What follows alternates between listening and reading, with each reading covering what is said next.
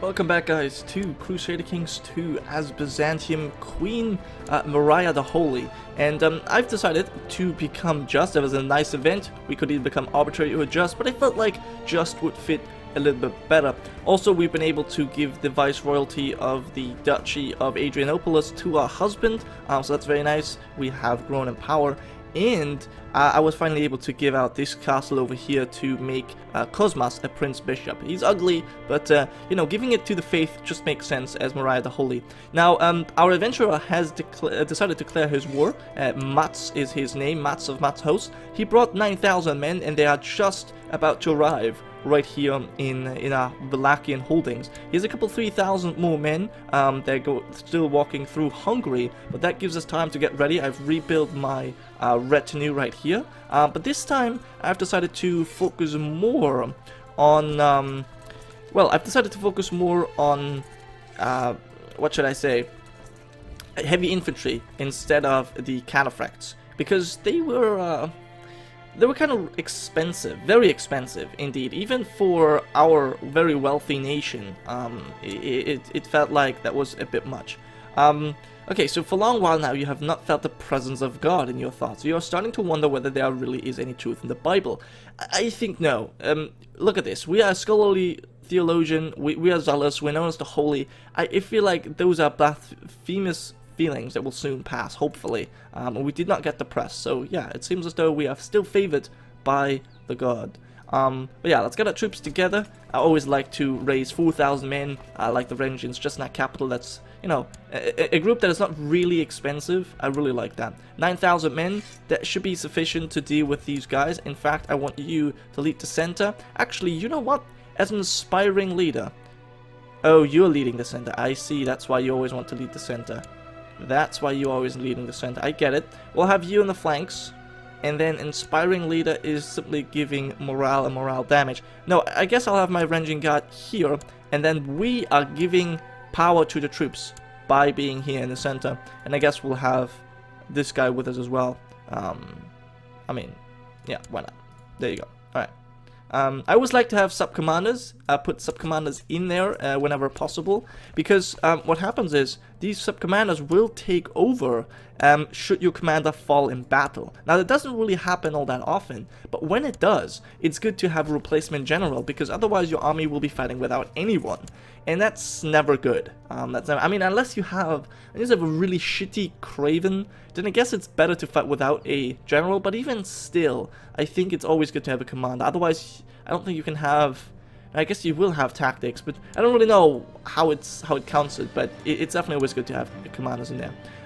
You can gain brooding or brooding. Leon wanted to learn to whistle.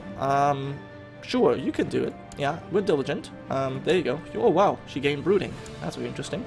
Okay, 9,000 men, and we are just going to arrive there. Awesome. He's not even trying to move. He himself is still walking through Hungary, if I'm not mistaken. Yeah, he's in Finn. He's leading troops in Finn. Not sure where Finn is, but he was over here at some point. Very strange. Anyway, we're gonna smash 6,000 of his men, and that's gonna be great. Yeah, I thought this was a little bit scarier. We've actually taken river crossing, but we have... Oh, we killed Mats! Oh no, that's Matt's son. We killed his son. Awesome. Well, there you go.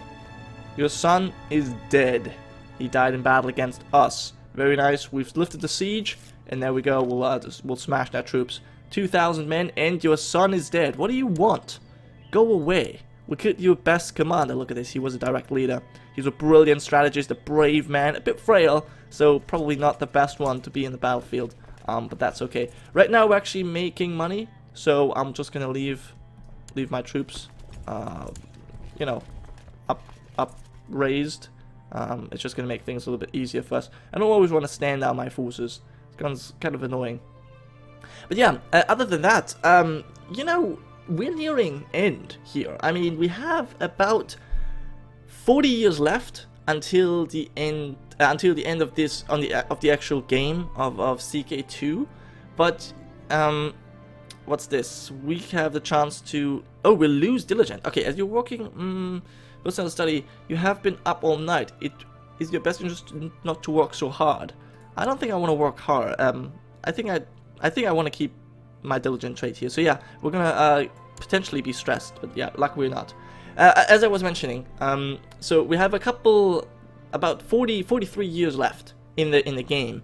But if we were to, and that's something I've considered, if we were to export this into EU4 and continue the series there, then I would only want to go up to 1444 because that's the start date of EU4. So it wouldn't really make much sense to go past that and then just to go back in EU4. It just simply doesn't make sense. So therefore, we only really have 34 years left.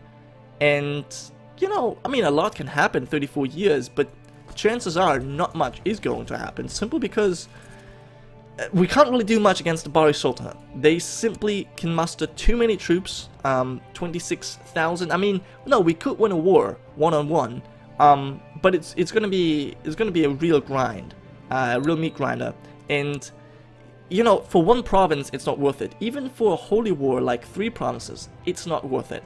But for sure, I can tell you, we're not going to be able to, you know, click any one of these buttons. We're not going to be able to mend the schism, nor restore the Roman Empire. We simply started way too late for that. So that's rather unfortunate. But there's a nice tithe, good. We've, well, thrown these the army of Mats back once again. I wonder if he's actually leading these troops himself now. Severin, yeah, he is. He was leading them himself. Okay, so after his son, he sent in his son with well, the vanguard and 2/3 of his army, and then, well, he's coming himself. Okay, we can assemble a mob. Yes, we will destroy the mob of the Venetians, because I don't want the Venetians here. I don't want them to have a trade post here. However, if he offers money, he will lose. Yeah, he will lose the money as well as the trade post. There you go.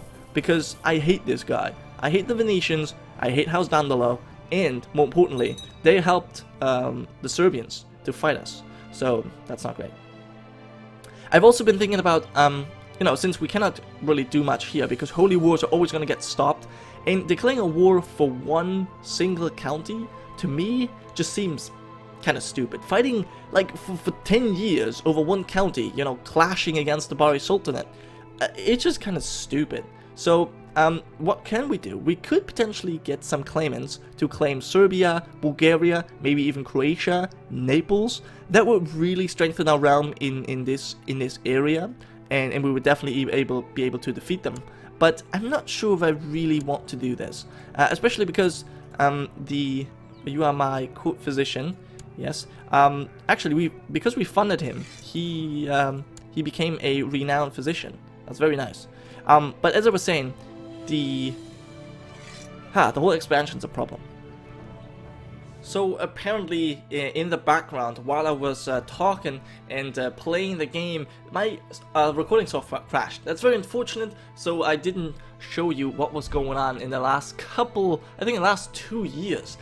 So let me quickly let you guys catch up. So we did smash Matt of Matt's host over here in Severin. He had a couple of forces here, and in the meantime he brought over another general and 3,000 men to besiege the Theodosian walls of Constantinople. But as you can see, we were successful in relieving the city, and we have repelled the Northmen, and now we are at peace once again. And yeah, basically to make this short here, I have decided that this will be the last episode of this series for a couple of reasons that I now want to talk about, and that I just talked about actually, but unfortunately it did not record. So here we go again, at least for me. So yeah, basically this whole series started out as a have a look at series, or type of, yeah, have a look at series for the Reapers Do DLC. I wanted to have you know, in-depth look at all of the new features, especially the Black Death, which is why we started a little bit later and not in the earlier start dates. And we definitely had that. There was a lot of fun. I enjoyed the epidemics quite a bit, and all of the other adventures that we've had. Now, we did kill the Ottomans in their crib. That was something that I definitely wanted to do, and we've accomplished even more than that. We have reclaimed Anatolia. We've even become the king or queen of Greece and Wallachia. So, you know, we've definitely shown that we are a power still to be respected, if not feared. But in the recent years, it's gotten a little bit, you know, slower. Our expansion is a little bit slower, and that is mostly due to the fact or mostly due to how expansion or how warfare works here in CK2, which is not ideal, especially in comparison to EU4. So, you know, I've talked about this a little bit more. We can get some claimants and take over these kingdoms, but that's not really what I wanted to do. What was kind of the mini campaign, or mini goal, I should say, of this campaign that developed during the I guess recording, was that to go and try to restore the Roman Empire. Now that's something that was really not requested, but that was something that was recommended or suggested in the comment section. So I decided, you know what, that's something that we could go for, restoring the Roman Empire. But unfortunately, as you can see, there's so many requirements that we still have not met. Basically, we have not met any of the requirements, and that's rather unfortunate. Now, the game does actually end in 1453, so that's 40 years from now, and I don't think we're going to be able to actually do that. We are also not going to be able to mend the Great Schism, simply because of, as I said, how the warfare works. We cannot simply go to war with the Bari Sultanate and say, you know what, I'm just going to take the entire province. I'm going to take all of this plus Alexandria. We can't just do that. So basically, we would have to declare a holy war, which would only be like 3 provinces, and winning that is going to be difficult enough. Now, as I said, we are a very capable nation, or we're a very stable realm with a lot of troops, but so does the Bari Sultanate. They have not fallen apart for the entire playthrough, so it's very difficult to you know, take over their lands and ending the Great Schism. So I've decided that instead of trying to do that, I will simply stop this series here. I will, however, go forward of camera, because with the 2.6.2 update for CK2, there have been some new implementations for the CK2 to EU4 converter. So what I'm trying to do, or what I want to do, is now go forward off camera on my own time, and then once we hit the year 1444, which is the start date of EU4, I want to take the save and export that to EU4, and then we can have a look at what's going on there, and see if maybe we can like restore Rome there. I have not really decided if I just want to make this a one-time video where we just, you know, go over how things look, what kind of possibilities we have, and maybe I will, you know, let this save file be accessible to everyone. Or maybe I want to make this a full series. I have not fully decided this yet. You guys can obviously leave your suggestions in the comment section. You can also suggest new series for CK2, for any other games, whatever you want to do. However, I do want to mention that with the recent changes I've made to my channel, especially in respect to the Patreon page that I've created, that the real discussion and the real decision making is going to go on Patreon. So if you want to have a say in the future of this channel, in the future series, if you want to take part in the straw poll and in the discussions, then I recommend that you guys check out my Patreon page. There's going to be a link to it in the description of this video. And if you are new to Patreon, if you're new to the channel or whatever, then I also recommend that you watch the Patreon video first, so that you know what is going on. So basically there you can support me financially, and in return you will have a bigger say over what's to happen with the channel. So yeah, that's just as a reminder here in the end. And for now, I just want to thank you guys so much for watching. I hope you have enjoyed, and I'll see you guys next time.